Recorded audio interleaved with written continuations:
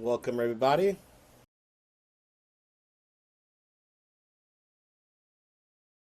We'll take just a few minutes to let everybody trickle in, but welcome to Wall Street and the Wolverine State, how private equity impacts Michigan.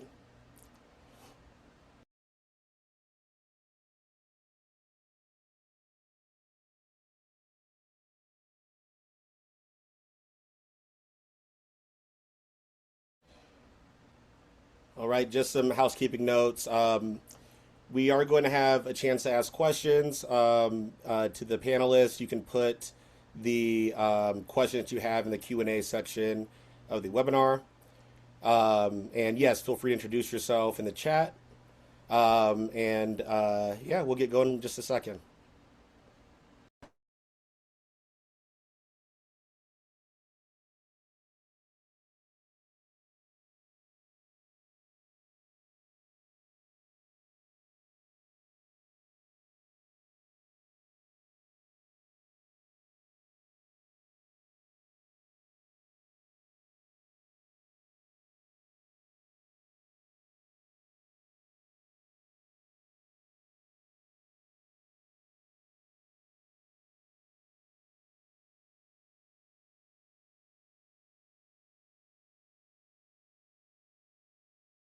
Yeah, before we get started, I'll just introduce PESP for folks that don't know. The Private Equity Stakeholder Project is a nonprofit financial watchdog organization focused on the effects of private equity on people and the planets. We do this for the benefits of stakeholders that aren't often at the table when it comes to private equity transactions, communities that are affected, patients, tenants, uh, consumers. And so we're pleased to present this webinar today about the effects of private equity on Michiganders.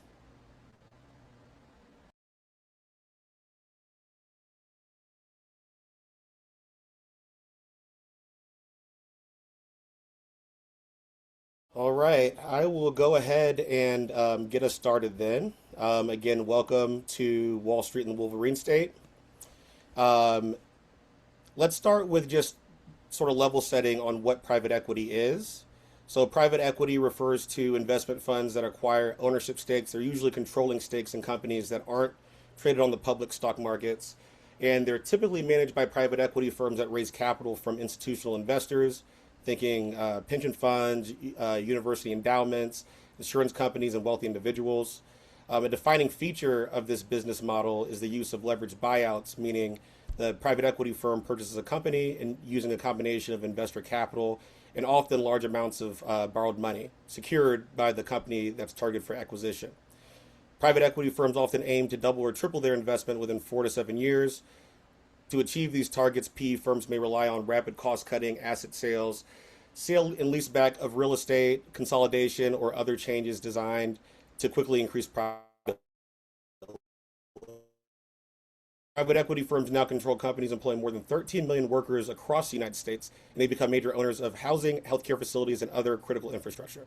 Now, turning to Michigan specifically, why are we focused on Michigan today? Well, our research showed that in terms of workforce exposure, 10% of the state's private sector workforce works at private equity controlled companies. In terms of the state's pension fund, the State of Michigan Investment Board currently commits 20% of its portfolio to private equity and around 48% overall in alternative asset classes. And it's among the top 10 states for the share of state pension assets invested in private equity. Across different sectors in Michigan, private equity firms are active in industries ranging from healthcare and manufacturing to housing and education services. To set the stage for today's discussion, it's important to see private equity as more than an investment strategy. It's shaping jobs, housing costs, and essential services across Michigan. To help us with this discussion today, I wanted to briefly introduce our speakers, our panelists. Starting out, we've got Theo Gantos, a manufactured housing resident and advocate whose community, North Morris Estates, was owned by Alden Global Capital affiliated Homes of America. We also have former Congressman Andy Levin, a longtime champion of workers' rights and economic justice, both inside and outside of politics. We've got Kay, Senior Housing Campaign Coordinator for PESP, and Justin is our Campaign Director for Workers and Jobs at PESP. With that, I will turn over to Kay just to talk a little bit about the housing issues in Michigan, and then we'll turn to my colleague Justin. Yeah, there are a lot of examples of private equity in Michigan, and through our work at PESP, we've seen the impact of private equity's ownership on the makeup of Michigan's housing market. One aspect of Michigan's housing market that is touched by private equity is within the arena of manufactured housing. So, manufactured housing can sometimes be called mobile homes, but they're usually never moved once they're actually in a park. And that limited mobility and options, that limits mobility and options. And that means that residents are often vulnerable to private equity landlords using that situation to maximize profits. They'll do that through increasing fees, ignoring maintenance, and tenants are forced to endure awful conditions. Manufactured housing is often a vital source of affordable housing at a time when there's a severe shortage of affordable homes.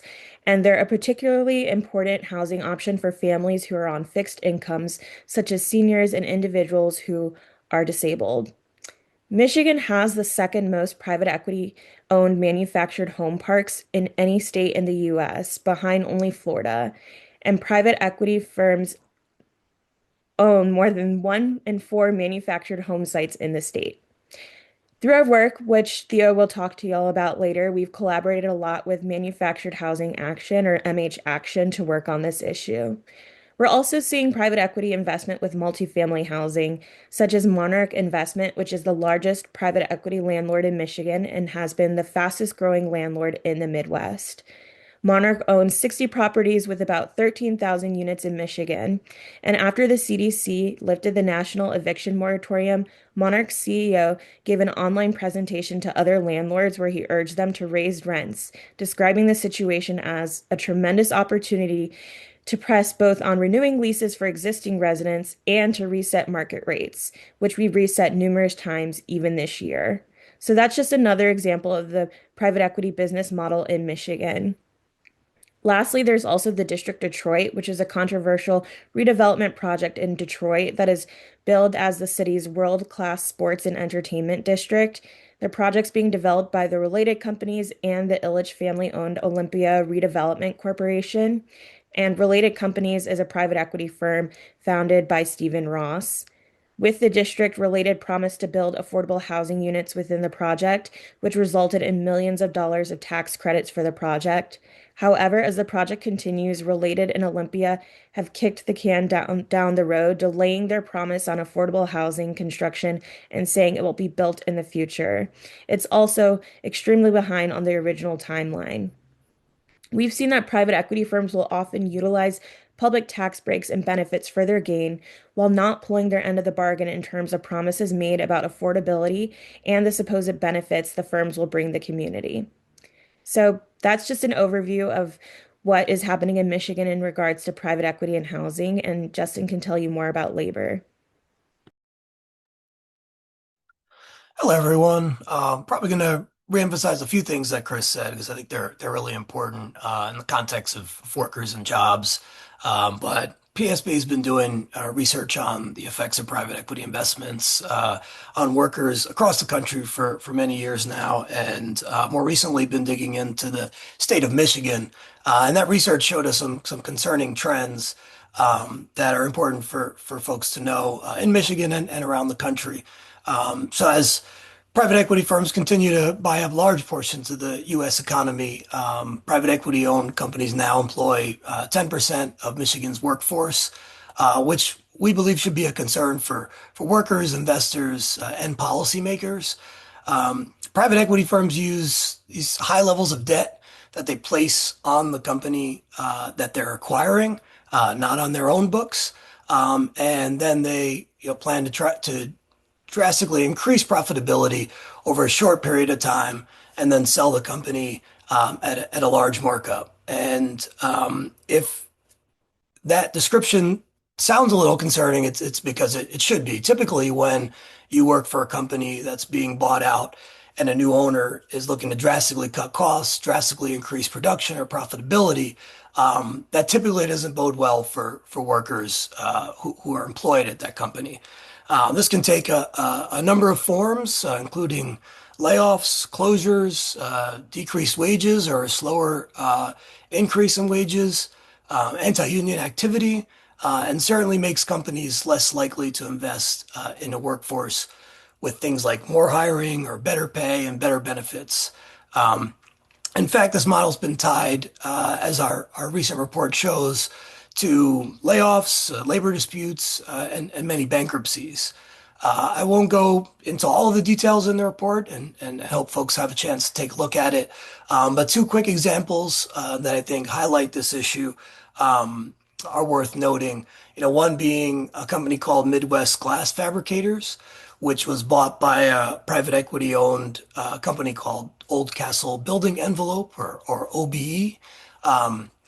At the time of this purchase, OBE was, released some press and talked publicly about, how strategic capital and the investment they're putting into this family-owned business, is really a partnership, and how this private equity investment, provide growth opportunities not only for the company but for the employees and improve service for customers. Unfortunately, less than a year and a half after the acquisition, OBE announced the sudden closure of Midwest Glass, laying off 124 workers at a Highland Township location, and shocking employees. Even the founders who sold to private equity, expressed concern and shock at the decision, as well as local officials. And OBE recently also closed facilities in New York and Kentucky, but to date has never provided a public explanation for, why this happened and why things changed so dramatically from their announcement when they acquired the company.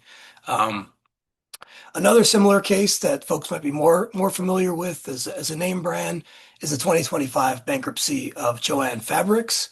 Private equity firm Leonard Green and Partners took the retailer into bankruptcy, recently closing the last of its 33 stores in Michigan, laying off more than 1,000 Michigan-based employees. At the time that Leonard Green acquired the company, it was in a $1.6 billion deal, meaning that this private equity strategy of high debt and cost cutting really drove the company into bankruptcy. Um, these are not just isolated examples, as our report lays out there. They're just two of many examples of how private equity has affected workers in Michigan. And unfortunately, while private equity executives often, make lots of money implementing this model, far too often workers are left holding the bag when these buyouts go wrong. Awesome. Thank you so much, Justin and Kay. My colleagues gave a great snapshot about housing concerns and labor concerns in Michigan due to private equity. But I'd also like to just jump into now in more of a sort of discussion about lived experience. And I wanted to start out with our partner Theo with MH Action and just ask you, Theo, what did you see change in your community after private equity ownership took over? Thanks, Chris, and Justin both. The uh, the biggest change was you just get the feeling that uh, they just didn't care about anything. They didn't care about their employees. They didn't care about the facilities. Uh, it's clear. I later learned that really the only thing they care about is defending themselves in court, and so they're not afraid to spend money on lawyers, but they won't spend money on anything else. Potholes got terrible. They brought in all kinds of homes in an attempt to basically juice up the property value so they could borrow more money against the property. And they weren't even applying for appropriate permits. They weren't doing the right things. We pushed back on our township, and then the township started to go after them, and then they started uh, what I call the Pee Wee Herman defense, which is they just stand up to any agency that wants to tell them that, hey, you can't do that. They would just say, why don't you make me? And that's often with a lot of these municipalities and even state agencies with hollowed out budgets and very limited resources, they just don't have the wherewithal to go and make them do things. So A lot of help. enforcement's missing here. Well, that's not the only thing. It's just the actual ability to do anything, and even at the township level. The one thing that helped was 2 years ago, almost to the day, on April 25th, we all got together here. We had a bunch of people from MH Action all showed up and we did a protest. And what really showed the people power was Homes of America locked the office, sent all of their maintenance workers home for a vacation day with pay, and they just ran away. So it basically pointed out people power outdoes these guys. So, and unless you get together, people ask me, well, was it like David and Goliath? I go, no, David won. He actually had a chance. This That is the is rest of that steamroller. story. This is steamroller versus grape. Unless you get a way to stop the steamroller by standing up together, you won't have a chance. Right. So Well, Theo, how quickly did these changes happen after, you talked immediately, about the quality going down and everything. How quickly after they took over? immediately, they went around pounding on doors and putting these pizza flyers on your door saying, "Oh, by the way, welcome to the community, and we're raising your rent. And here's 14 pages of rules." Um, Wow. like crazy rules, like if you sell your home to your Uncle Fred for $1, they get to buy it for $1. Hmm. So yeah, I mean that story sounds familiar.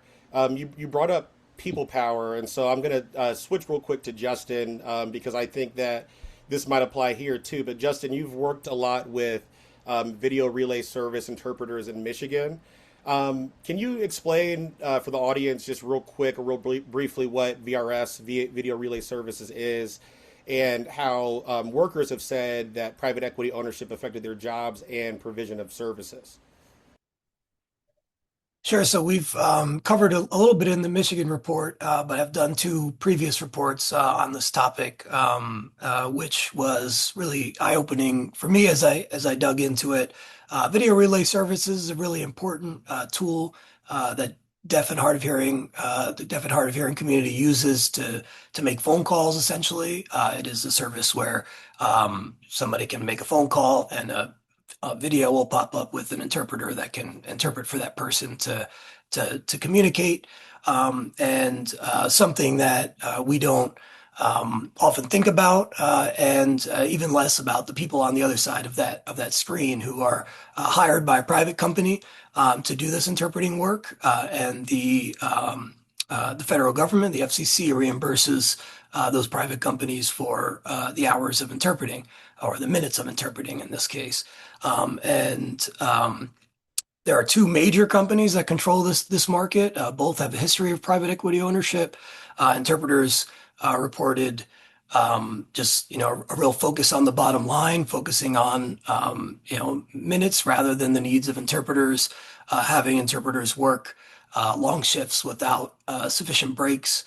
And one thing that really struck me is in talking to interpreters is that as these folks are looking to improve their working conditions, they really are really interested in improving the service. Most people, come from families, have family members who are deaf, or some people are deaf or hard of hearing themselves, and really think that they're doing this work to provide a service to important service to a community, and they feel like that's oftentimes forgotten when the focus is on the bottom line. And the conditions of interpreters really affect the quality of service to deaf people who rely on this service. And you can imagine an interpreter who just started their shift and is, just fresh is going to do a lot better than one who's on, hour 8 with just a few breaks, short breaks in between. It's a demanding job. Thank you so much, Justin. Um, I'll turn to Andy real quick. Andy, after hearing these experiences, in housing, you have housing experience with labor. how do you see the private equity shaping conditions for workers and communities more broadly? We've heard these personal experiences. Obviously, you've been in politics and business. What is your view on this? Chris, I'm fired up just listening to this. It makes my blood boil, and it's not new, and it's a huge problem for our country. But at this very difficult moment in our country, this is actually something we can change through policy.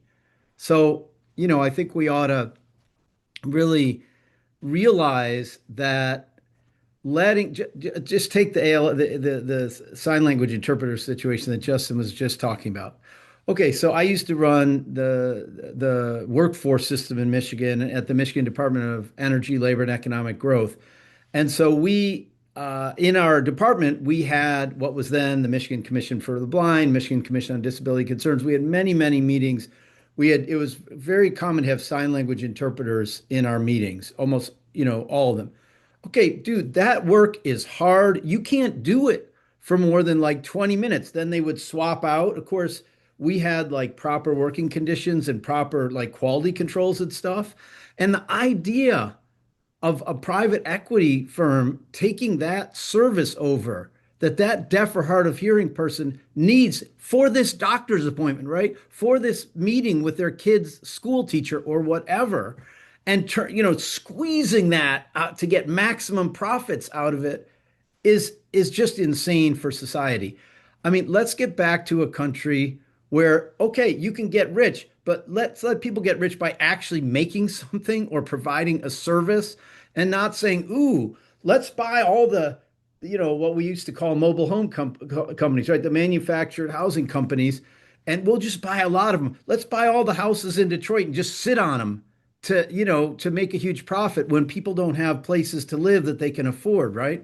So in area after area, whether housing, manufactured housing, healthcare, which we haven't talked about that much yet, but it's a big issue in Michigan with private equity taking over, or services like sign language interpretation, we need to take this on, Chris. And maybe we'll get into this more, but there are policy levers we have at the state and federal level where we can really try to begin to change this and stop, change the incentives and the rules around so we stop facilitating people just trying to get rich by grabbing a bunch of companies, forcing the debt that they use to acquire the company, not on themselves. Honestly, like I bought a company, I didn't have the money, so I took some debt out.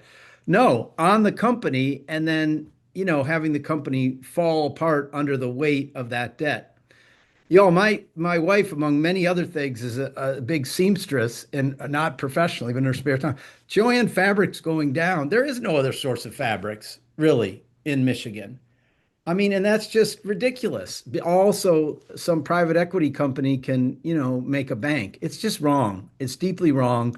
And this is something we can tackle with policy. And, maybe, I don't know exactly how you want to get into that, Well, I was but I'll honestly, turn I it think back this to is, you, I Chris. think this might be a good segue into the policy discussion. Andy, when you were in Congress, you worked on efforts to, tax how these folks make money with the carried interest loophole. You worked on helping or on introducing legislation that would help tenants organize. And so, what are some, you mentioned policy levers, you might have some in mind already, but even these experiences I just mentioned, I guess it might be helpful to understand, like, what was it like trying to get some of these measures? They didn't pass, right? But what was that uphill battle like, and what would actually be successful for these issues? Well, this is the biggest problem in our country's policy and political arena right now is the absurd over amount of power that billionaires and other super rich people have. I mean, the number of centimillionaires, people have like over $100 million, has more than doubled in the last 20 years. Who can even imagine having $100 million, right? Not much less a billionaire.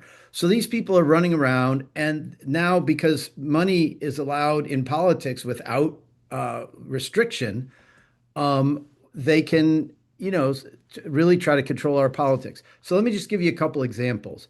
Okay, carried interest.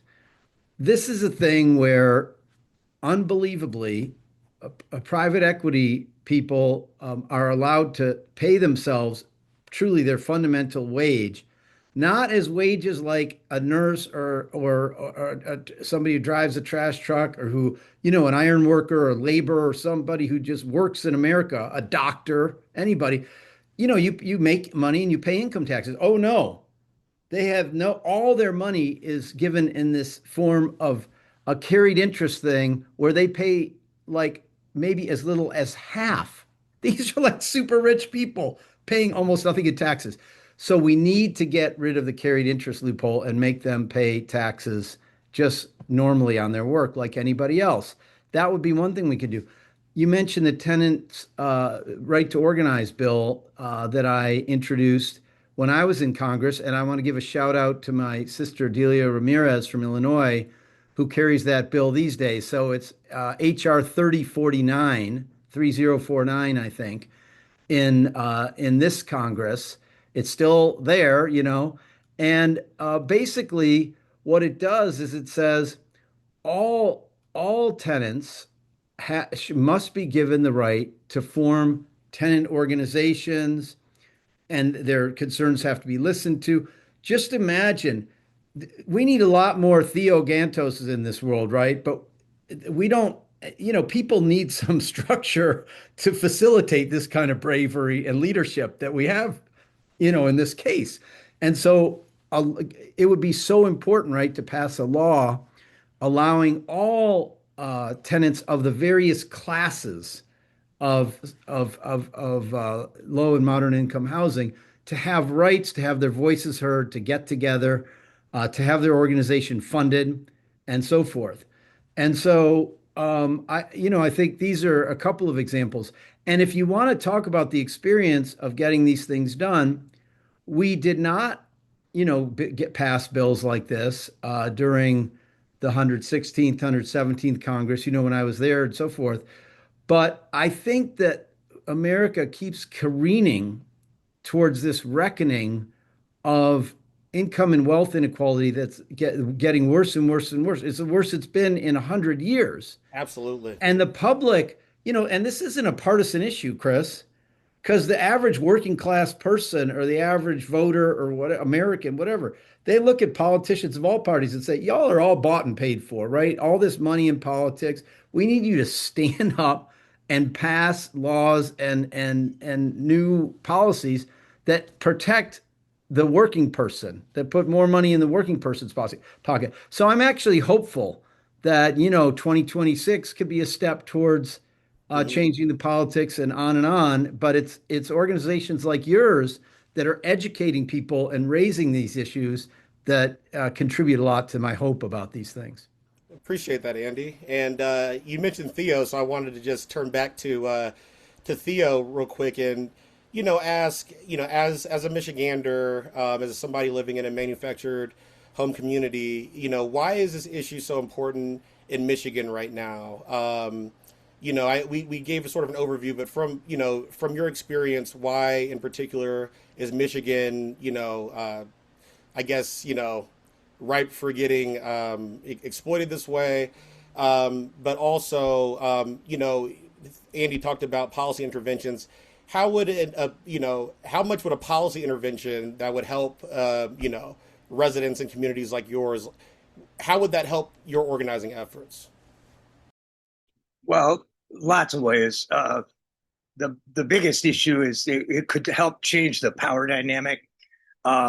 With Thanks for all the kind comments about myself, but without my wife, who's an attorney, backing me up on a lot of the things that I was doing, I wouldn't have had a chance. Because these guys even tried to give me a bogus demand for possession for almost $2,000, claiming that we were late on rent and they had all these late charges going back almost 2 years.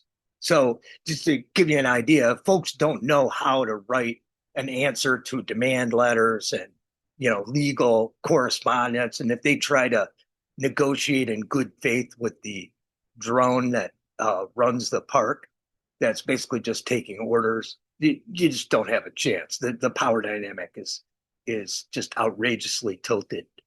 And then that even goes into the township because a lot of municipalities look at folks in manufactured housing as renters.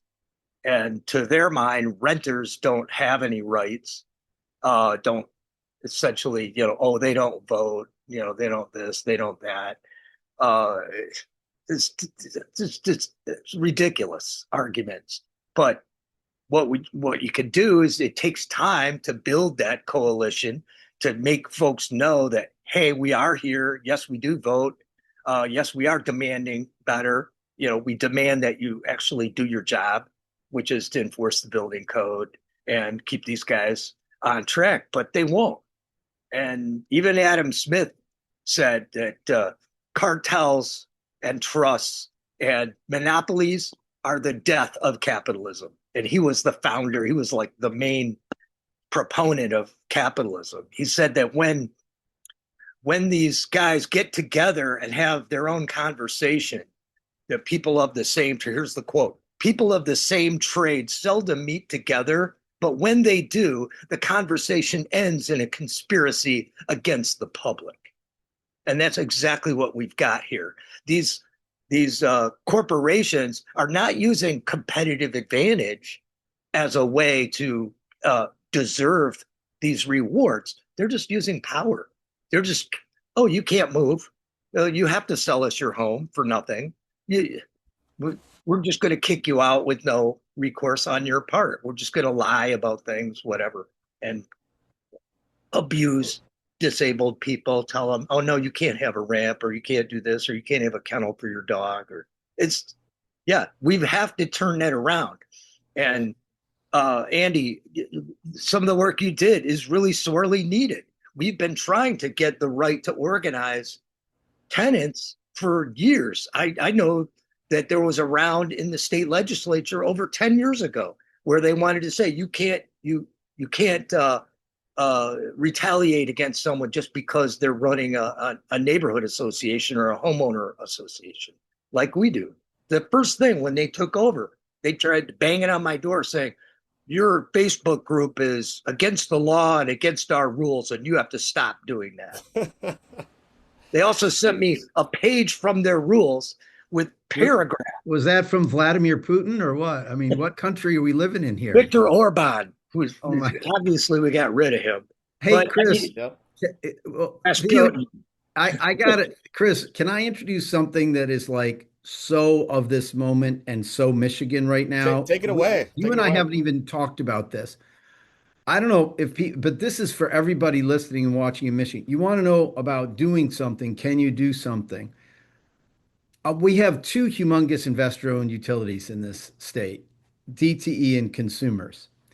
Consumers just announced that they are selling their 13 dams that they control to a out-of-state private equity company for $1 each. And then they're going to sell the power at double the price for 30 years, costing $3 billion to ratepayers instead of $1.4 billion.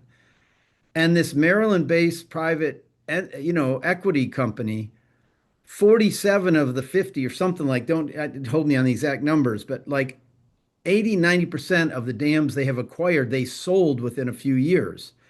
And why is this so topical? I'm looking out my window here. It's bucketing rain in Michigan. We have a bunch of dams that are on the brink of failure right now. And some of them are these very dams.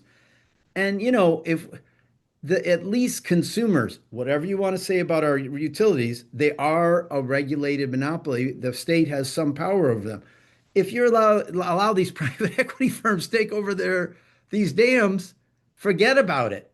The public has no rights. And some of the dams that are failing right now that aren't among these 13, like nobody's in charge because they were allowed to be sold to some private concern and they don't have the resources, they're not putting the resources in to take care of the thing. So right now people can, I'll try to put something in the chat, but we have a like informal coalition of fishing people and conservationists and local people who live on these rivers and lakes called Stop the Dam Sale. And Hmm. anybody who's listening who thinks this is important, just send the Michigan Public Service Commission a message. Literally, send your state rep, your state senator a message. Whatever party, this has nothing to do about partisan politics. Stop the sale to private equity. It's insane. Yeah, And, it's through victories of this kind that we could build momentum. Like Theo was saying, on different kinds of instances of this. So I'll throw absolutely. something in the chat. Yeah, thank you, Andy. One thing you mentioned too that's right in line with the private equity strategy we mentioned is they don't hold on to these things for very long. The idea is to get out, making as much money as possible, without longevity. So yeah, that was definitely interesting. Theo, I saw you had your hand up. Hand up. Yeah, the dam situation is appropriate because those are built for the public good, and that it shouldn't be allowed that to basically fall into disrepair and put people at risk. I mean, does anyone remember the Jonestown flood? Thousands of people died because of the similar situation that we allowed some private entity to run a dam. That's something that should have been run and regulated for the public good. The problem with the law in Michigan is also related that because this is a regulated industry, we're immune from the Consumer Protection Act, and the AG can't go after them and can't investigate them. So that's got to change too. So Well, all these things combine to basically, when these guys, these private equity, take over a community, they gut everything. It's like they're digging for gold, and they're not going to stop until they got all the gold out of the ground and leave a smoking hole. that's a great analogy. Great analogy, Theo. I think trying to connect these thoughts that both of y'all shared. One thing that's come to mind is the word accountability and the lack thereof when it comes to private markets and these private equity firms that we're talking about. I just wanted to start with Theo because we're going to also dip more into policy again. But Theo, you've organized a lot against the private equity owners of these, housing companies. How hard is it actually to find who owns what when it comes to the web of LLCs that they use? It's damn difficult. These guys will hide shell corporations for even their registered agents. You try to look up their filings. Oh, it's incorporated in Delaware. You don't have access to the filings. And their office is actually listed as New Jersey. And then when you go to look for the registered agent in the New Jersey filing, you find out that it's some law office where basically they're just taking everything, putting it in an envelope and sending it to wherever the actual billionaire lives. So that's got to end, and it should be like our current owners that it's one LLC and the owners are the members, and they have to be registered in Michigan. Why are we allowing foreign corporations to just strip mine Michigan communities? Right, because I mean, these corporations own multiple, properties, communities, and it's tough to, I guess, get at the system. If there's a systemic issue, doing it community by community won't necessarily get the job done. So I'm glad you were able to share that with us because transparency is one of the things that we fight for Four, a lot. 4 levels deep. That's how many shell corporations that protected the owner, Randy Smith, from the actual residents here. He had Wow. 4 shell corporations. So they're completely protected and out of the way, I guess, and they can make money off of that without having to. Yeah, he even had a straight head to head with our prosecutor. He was saying, you can't sue me. The most you could sue me for is 25,000, even though he had 300,000 in fines that they Wow. could hit him with. So the Wow. prosecutor goes, really? I could still put somebody in jail for a year. Anybody want to go to jail? So that's when he said, you can sell the park. Yeah, you only get charged 25K because that's the district court limit, but So not you're many going to options sell the for park. residents. Not many options for residents to be made whole. Okay. Well, um, turning also back to labor, and Andy, I just wanted to get some thoughts from you. I know it's been a while since you were in state government, but when you were in state government, you talked about your work on the workforce agency, and I've read about what you're able to do for Michiganders during the 2008 financial crisis. But currently, as you mentioned, we're in a particularly precarious moment right now, and one of the things that we've been supporting is states attaching labor standards to investments that they make with private equity asset managers. Some of these standards are, providing reasonable working conditions and hours, making occupational safety and health a top priority, minimizing the adverse impacts of layoffs, and also, being neutral when it comes to union organizing. In this particular moment, and given what we heard about what's happening in Michigan with private equity owned companies, do you think standards like this or adopting some kind of principles, would help Michiganders sort of weather this ongoing or maybe upcoming economic storm? 100%, Chris. And I think it's important for people to understand what states can do and can't do because it's confusing, right? If people know about labor law in this country, there's what's called broad federal preemption, meaning like the National Labor Relations Act and Railway Labor Act that cover the private sector, that the federal government has taken up all the space. And so the states aren't allowed to legislate about, like whether union organizing and what people's rights are and that and so forth. And there's truth in that. But, right, you're talking about a situation where the pension funds of state employees generally, or of other public employees like teachers and so forth, police, fire, firefighters, are being used by these private equity companies. And so the state absolutely has, and these state pension funds can get pretty big, right? The most famous one is CalPERS in California, but Michigan has them.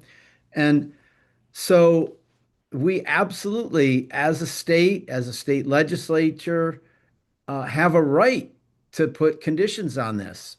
And so we should have conditions on pay. We should have, like that there's fair pay.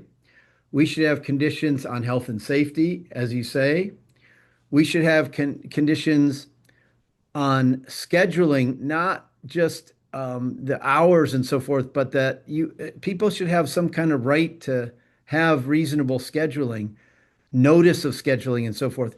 Because you can't, if your employer can change your schedule every day or you don't have like a weekly schedule, how can you lead a Girl Scout troop or volunteer at church or your mosque or wherever you worship, or, work on the dad's club, baseball, whatever these things that people want to do to have a real life, and so scheduling matters a lot, and certainly workers' freedom to form unions if they damn well please, and it should be up to them. This should be generally true in society, and it's pathetic how it isn't, right?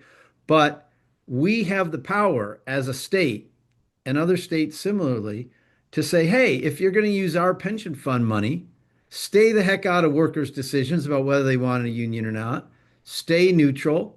We can use not only nationally, but globally understood principles on this, like the International Labor Organization or ILO's principles, that those should be adhered to. So I think there's a lot that states can do. I basically think you're right on this, and this is something that we should really look into in Michigan because, your report was an eye opener for me about the percentage of the economy that private equity is coming to take over and the percentage of people who work for companies controlled by private equity. How ironic is it, or would it be, if even like we have really proud, strong unions, say in construction, right? And the building trades. And if they work for companies that get bought up by private equity that try to mess with their rights, no way. That should be true for all workers, but we really have to stand up for workers' rights, across the spectrum. And this is a way that states can do it. Thank you so much, Andy. So, yeah, as a fine point on that, we should stop we should do something about using public money to exploit private workers, folks that are working for these private equity owned companies, often not unionized, and we know that teachers and state employees, they care about these issues too. It's not just about having a passive investment. And if you ask the average retiree, who's a school teacher or a janitor or a bus driver from a school system or, a lunch aide or whatever, or if you ask a retired, county commission, road worker or a state, someone who's a state social worker or, an accountant in this, any state employee, oh, do you think your pension money is being used to prop up these private equity companies? They'd be like, I don't want that. But they don't, there's not really a lot of transparency around it. And there's a lot of offering, like returns that are crazy. And I just want to tell everybody listening, yeah, people who run pension funds have a fiduciary duty to get a good return on the investment. 100%, they should be required. That's great. They do not have a responsibility to ignore justice or the people who gave the money, and their interests and the interests of their kids and their families. And so, we really ought to look into some of these investments into private equity companies that turn around and undermine the rights of the very people who are giving them the money. Absolutely, and to be sure, Michigan would not be alone in adopting this, as five other state pensions have, large pensions have adopted these principles or similar principles too. So um, now, and time flies, but now I wanted to just sort of open it up. We had some questions in the chat for Q&A that I will turn to our esteemed panelists to help me answer them. So starting off from the audience, what are policy solutions, both at the state and national level? I guess it might be one for Andy. Both at the state and national level, banning private equity from buying housing stock is a super popular policy across the aisle. What else can we do to prove to build momentum for? Like, what other policy levers, other the ones you've just discussed? And right now, I think that the housing package is on people's minds in terms of banning institutional investors from purchasing single family homes. But what else might be important? Maybe even just sort of high level. Well, I'm curious about Kay's thoughts on the some of the housing stuff. So I want to ask you if you want to weigh in. But let me say two things, Chris. I see it as um, that we ought to do both focus in on area by area, sectors of the economy, what's happening, and across the board, opportunities. So some of the across, maybe the carried interest is a big example of an across the board policy. And what other policies Senator Warren and others, have begun to think about other broad policies across the board that we can do, and states can get involved in. I mean, states have state income taxes and state taxes, and they can look into some tax policies. But I think to really turn the tide, this is why I think Theo's story and your voice is so important. People under Everybody drives by, a mobile home park all the time. And everybody has friends and family who live in them, but they may not know about this, right? And it's so that this kind of example of the imbalance of power. So I really think that states in particular can look at industry by industry areas. We have licensing standards in states for certain industries. We have property transaction issues.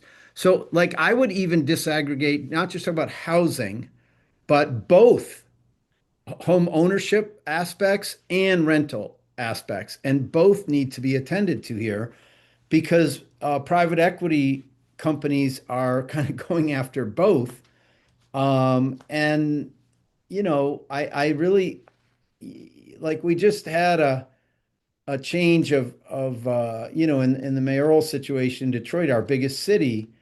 But the previous mayor which he was really into demolishing a lot, dealing with blight a lot. Okay, that's, perhaps an important thing.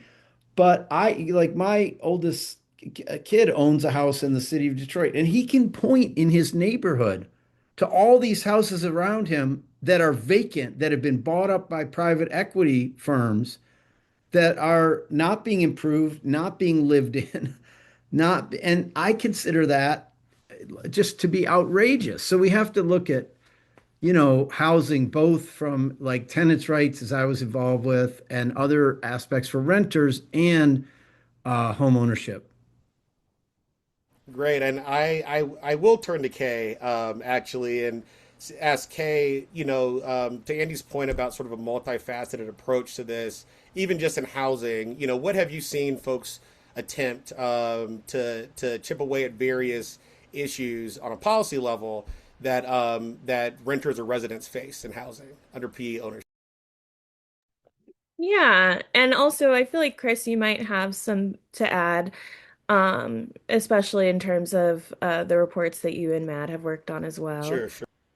Um, but yeah, I mean, I primarily have been focusing on RealPage, which is just a private equity owned software that's also used by private equity firms, and it's been accused of creating a monopoly within the housing market. And so some of the policy that we've seen is just on a state and local level in terms of banning that software. So we've seen over 11 major cities ban RealPage software or similar price setting software. And so that's definitely something that we're in support of. And then we've also seen states like New York and California ban the software as well. And we have just been working with public pension funds to talk about the impacts of that.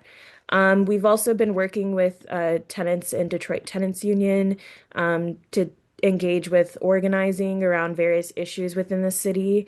So it's a multifaceted approach. It's not just policy, but it's also organizing, education, etc.